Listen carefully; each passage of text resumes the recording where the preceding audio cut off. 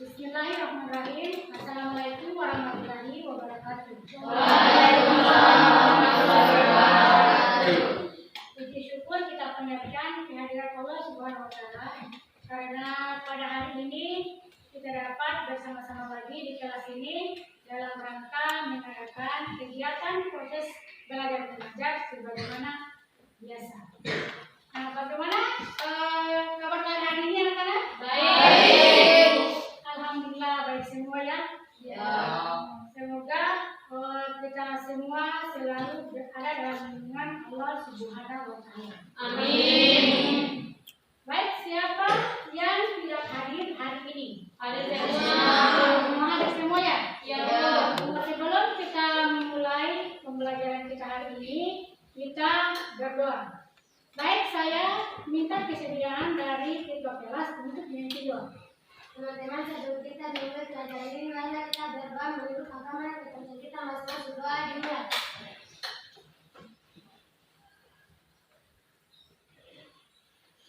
Doa selesai. Terima kasih ketua kelas sudah memimpin doa. Semoga proses kegiatan pembelajaran hari ini itu berjalan dengan baik dan lancar. Dan ibu guru berharap kepada kalian supaya mengikuti kegiatan pembelajaran ini dengan baik, dengan sungguh-sungguh, agar setelah kalian mempelajari ini, kalian mendapat ilmu yang bermanfaat. Lalu kalian sudah belajar tentang apa yang lalu? Kayaknya tes prosedur. Pengertian tes prosedur. Nah, siapa di antara kalian yang masih ingat apa itu tes prosedur? Tes prosedur? Ya. Ian? Tes prosedur adalah teks yang berisi penjelasan langkah-langkah atau tata cara untuk mencapai suatu tujuan. Ya, terima kasih jawabannya benar ya. Siapa di antara kalian yang masih ingat bagaimana ciri-ciri tes prosedur? Iya, kamu dari Zulfan dulu ya. Menggunakan pola perintah terdapat panduan langkah-langkah yang harus dilakukan. Iya, benar Zulfan. Terima kasih atas jawabannya. Materi pembelajaran masih mengenai teks prosedur. Tapi untuk hari ini kita masuk pada bagian kompetensi dasar, menelaah struktur dan kebahasan teks prosedur. Adapun tujuan pembelajaran yang akan kita capai hari ini itu ada dua. Yang pertama, setelah melalui kegiatan berdiskusi, peserta didik dapat menelaah struktur teks prosedur. Kemudian tujuan pembelajaran kedua itu adalah setelah melalui kegiatan berdiskusi, peserta didik mampu menelaah aspek kebahasan teks prosedur. Nah, sekarang ibu guru tampilkan sebuah video ya.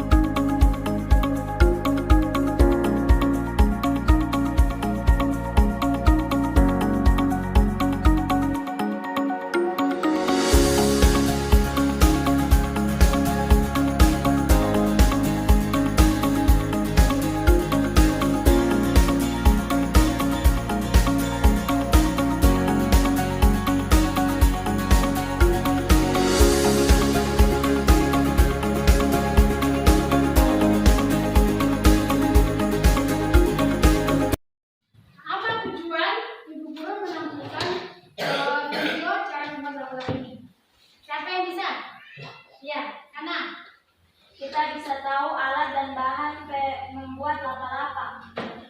Coba Tian, Kita jadi tahu cara membuat lapa-lapa. ada di antara kalian yang bisa menguraikan struktur dari teks prosedur. Siapa yang bisa? Siapa? Ya, Julfama. Silakan Julfama. Struktur teks prosedur: 1. Tujuan, 2. Bahan dan alat. Oh ya, silakan Davi. dan penutupnya. Kemudian kita lanjut pada kebahasaan teks prosedur. Siapa yang bisa menjelaskan apa aspek kebahasaan dari teks prosedur? Sekian dulu ya. Menggunakan kalimat perintah. Ya. Menggunakan kata penghubung atau pengungsi. Anak menggunakan kalimat salam. Ya, baiklah. Menggunakan kalimat larang. Mampulah. Siapa lagi Firma? Menggunakan kata keterangan cara, keterangan alat, keterangan tujuan, dan keterangan akibat. Ya, terima kasih. Itu manfaat mempelajari teks prosedur ini. Ada yang bisa manfaatnya? Ibu? Ya, Jumpa ya. Silakan Jumpa. Memberi petunjuk kepada pembaca, Membantu dalam melakukan aktivitas tertentu secara benar. melakukan pengertian sesuatu yang diharapkan. Membantu dalam menggunakan sesuatu dengan benar. Itulah manfaat dari teks prosedur. Kegiatan selanjutnya, jadi di sini ibu guru akan memberikan tugas kepada kalian. Tapi tugasnya itu adalah berkelompok. Jadi setelah kelompoknya ibu guru bentuk, maka selanjutnya ibu guru akan membagikan lembar kerja peserta didik kepada kalian untuk menyelesaikan soal-soal.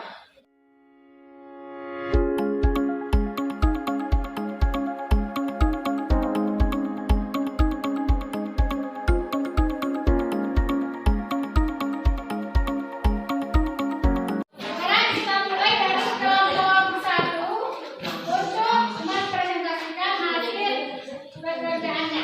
Assalamualaikum warahmatullahi wabarakatuh.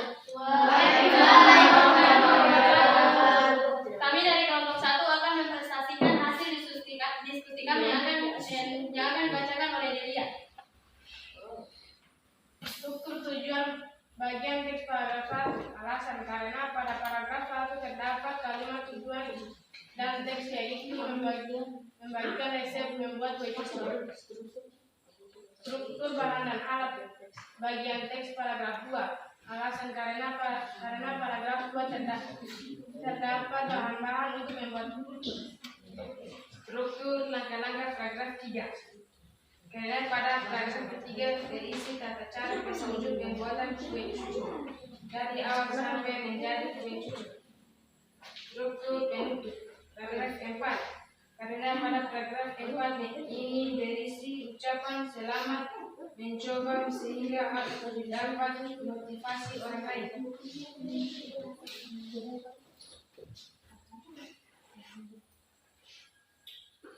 Unsur kebahasaan dan cerita.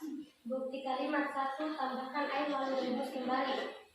Unsur kebahasaan berperintah 2, campurkan tepung beras dan tepung terigu. Unsur kebahasaan keterangan akibat. Bukti kalimat 1, potong gula merah hingga halus. 2, siramkan minyak goreng ke atasnya hingga adonan tersebut matang.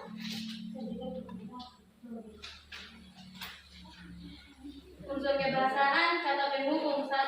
Setelah minyak dan volume api mulailah menggoreng adonan. Unsur kebahasaan kalimat saran. Minyak yang dimasukkan tidak boleh terlalu banyak sehingga kematangannya cukup. Ya, demikianlah presentasi dari kelompok 1. Sekarang kita lanjut pada yang kepada masing-masing kelompok untuk mengumpulkan dan satu ini.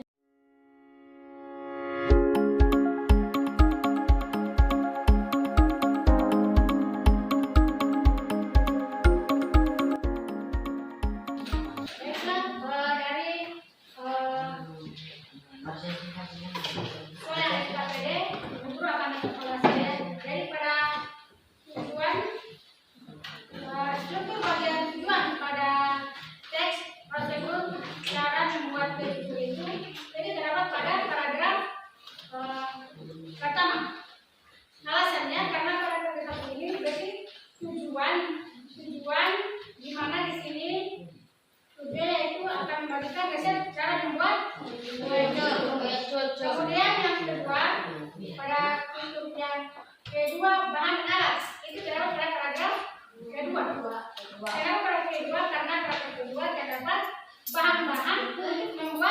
dua yang muncul. Kemudian struktur yang ketiga itu langkah-langkah. Langkah-langkah itu terdapat pada paragraf ketiga. Kenapa paragraf ketiga? Karena paragraf ketiga ini terdapat langkah-langkah atau tahapan-tahapan dalam pembuatan kue muncul. Kemudian pada bagian struktur penutupnya itu terdapat pada paragraf keempat. Kenapa paragraf keempat? Karena pada paragraf keempat ini terdapat ucapan semoga resep masakan ini bermanfaat dan juga terdapat ucapan selamat mencoba. Apa pesan kalian dari pembelajaran hari ini? Lalu, Siapa? Iya, silakan Nilu. sangat menarik karena hari ini kami ditampilkan sebuah video pembelajaran. Ya, terima kasih Nilu ya. Apa yang kalian peroleh pada pembelajaran hari ini? Ya, Mbak Ella, silakan. Saya dapat tahu tentang unsur kebahasan tersebut. Ya, terima kasih bahwa pembelajaran ini Mbak Ella itu jadi mendapatkan ilmu tentang unsur kebahasan pada teks. Siapa yang bisa menyimpulkan materi pembelajaran hari ini? Silakan. Kesimpulan seluruh teks prosedur adalah tujuan, langkah-langkah, bahan dan alat. Ya, terima kasih. Ya, ini saya bisa simpulkan bahwa pembelajaran hari ini adalah pertama itu struktur dari teks prosedur itu ada 4 ya. Yang pertama itu adalah tujuan, yang kedua itu adalah bahan dan alat, yang ketiga itu langkah-langkah pembuatan, kemudian yang keempat itu adalah nah, kemudian unsur kebahasan pada teks prosedur itu yang pertama itu adalah menggunakan kalimat perintah. Yang kedua, ya, silakan. Menggunakan kata penghubung atau konjungsi. Ya, menggunakan kata penghubung atau konjungsi. Berikutnya lagi adalah menggunakan menggunakan kalimat larangan. Berikutnya lagi menggunakan kalimat syarat. Dan yang terakhir adalah menggunakan keterangan syarat, keterangan alat, keterangan akibat dan keterangan tujuan. Itulah kesimpulan pembelajaran hari ini. Nah, apa manfaat mempelajari struktur dan kebahasan teks prosedur itu adalah manfaatnya. Jadi, dalam mempelajari teks prosedur itu, kalau kita ingin membuat atau melakukan sesuatu, kalau kita tidak mengikuti teks prosedur, maka hasil yang dicapai itu tidak baik atau tidak maksimal. Sebaliknya, kalau kita dalam membuat atau melakukan sesuatu, kalau mengikuti teks prosedur, maka hasil yang dicapai itu adalah baik dan ya menghasilkan hasil yang maksimal. Kemudian manfaat berikutnya itu adalah kalian mempelajari struktur dan teks kebahasan teks prosedur itu adalah jika kalian sudah mengetahui bagaimana struktur dari teks prosedur, kemudian unsur kebahasan digunakan pada teks prosedur, nah itu kalian akan memudahkan kalian pada saat membuat teks prosedur. Itulah manfaat mempelajari struktur dan kebahasan teks prosedur. Nah, sekarang untuk pertemuan berikutnya, Ibu Guru memberikan tugas kepada kalian untuk mempelajari materi mengenai bagaimana itu cara menyusun atau membuat teks prosedur. Jadi belajar di rumah ya. Sebelum kita akhiri pembelajaran hari ini, kita berdoa. Mana ketua kelas? Ya, ketua kelas. Ya, silakan pimpin doa. Teman-teman, sebelum kita mengakhiri pelajaran ini, mari kita berdoa menurut agama dan kepercayaan kita masing-masing. Doa dimulai.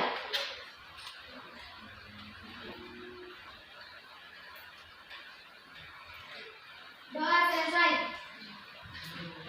Demikianlah pembelajaran hari